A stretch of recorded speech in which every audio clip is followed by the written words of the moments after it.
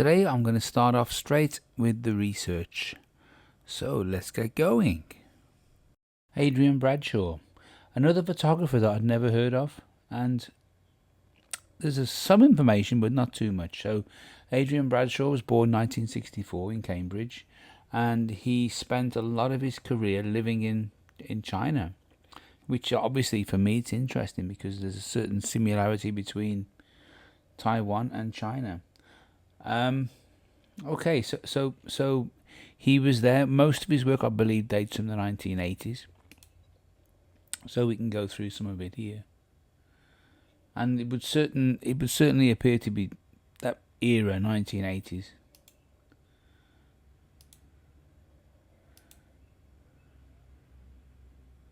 It's amazing how the country has changed, right? If you look at pictures of China now, you certainly don't see so many bikes.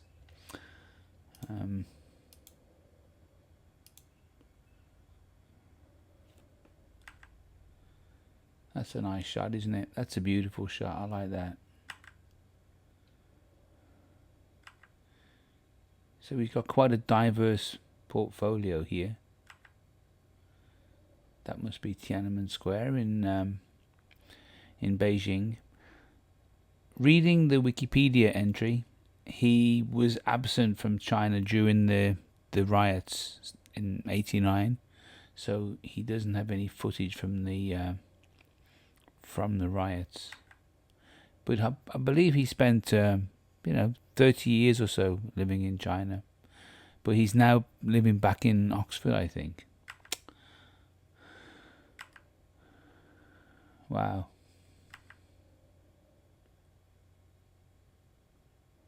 This is something you see a lot here in Asia or in Taiwan. Anyway, people exercising like this just in a public place. They'll just stretch their legs up and exercise. Very different to the West.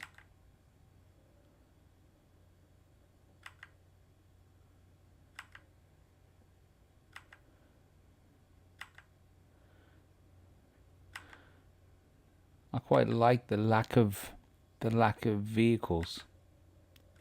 It's nice. It's nice to see bikes, I think, instead of cars. Okay, I think there's a portfolio as well here. Let's go and look at that. Okay. Fun fair. Not something you think of first when you think of China, is it? A fun fair or a ride?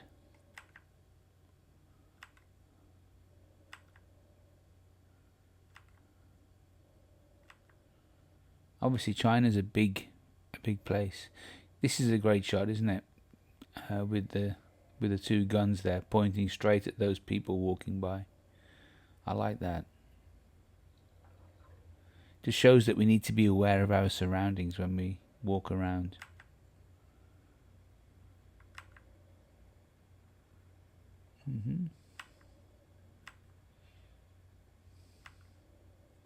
Wow, look at the computers and the printers.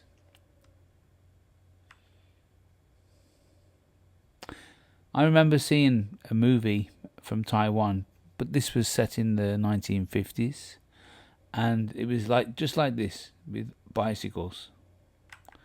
So much nicer to see the bicycles rather than the scooters we have nowadays. Also the clothing. Notice the clothing. You don't have a lot of brands, right? There's not Nike t-shirts everywhere.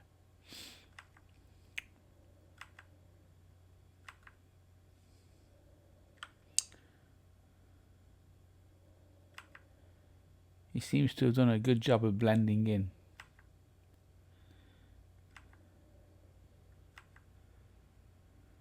Wow. That looks more like the Himalayas and Nepal, doesn't it? Tibetan monasteries and stuff, This looks like characters from Chinese opera.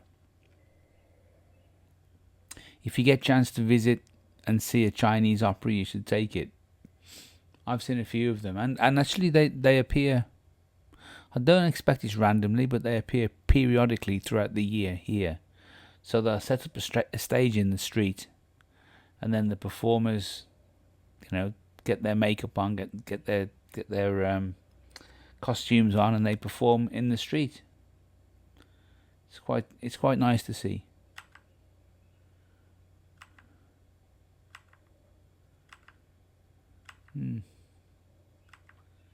Okay. So what can we take away from this? Black and white imagery. He obviously likes to photograph people and events. And it just shows us how important it is to photograph, because stuff like this, this is history, isn't it? It's completely changed now. And although we feel that we live in a modern world, actually it's a constant evolution and change. So what seems boring to us now will be interesting to folks in 20 or 30 years' time, So let's keep taking photographs.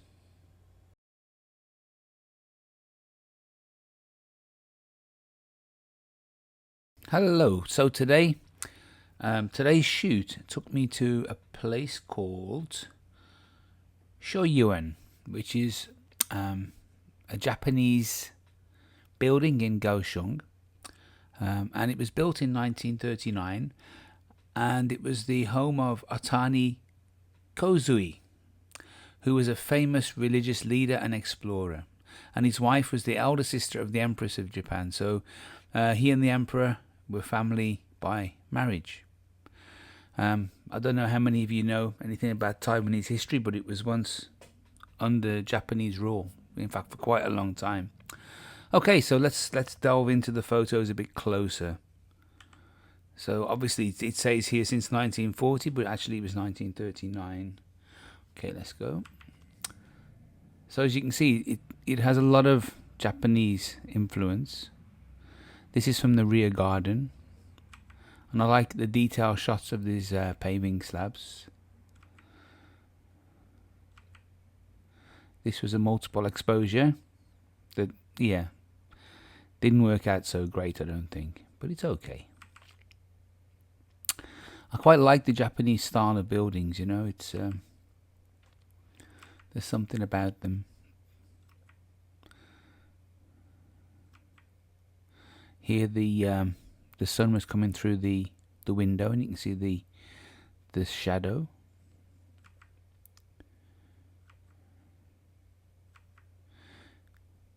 The place is undergoing restoration, so it's like an ongoing project.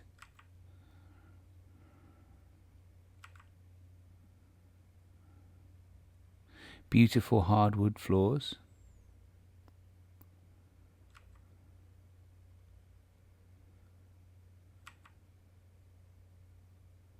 I particularly like this shot. I think the lighting's fantastic, how it's coming in through that window. It softens it no end, gives it quite a nice vibe. What I should have done with this is take it into Photoshop and get rid of these things, because these wouldn't have been there in 1939.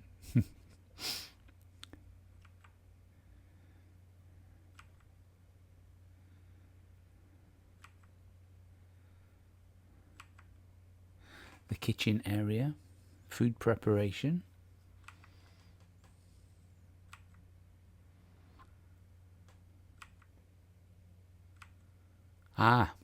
So there was two young ladies there from Hong Kong, and obviously, as you can see, one of them, called Wing, she sat down at the little table there, and I asked if I could kindly take her portrait, and she agreed. So this was one of the shots, but this was the one that I actually like. So it was just a very quick impromptu thing, but this photograph I actually quite like. The lighting, again, I say it's the light that comes through that window that makes the shot, because it's very, very soft.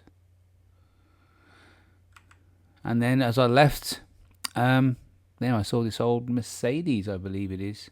So anyway, so this is my shot of the day for obvious reasons. I think it's the best one of the lot. Okay, so I'll see you guys tomorrow.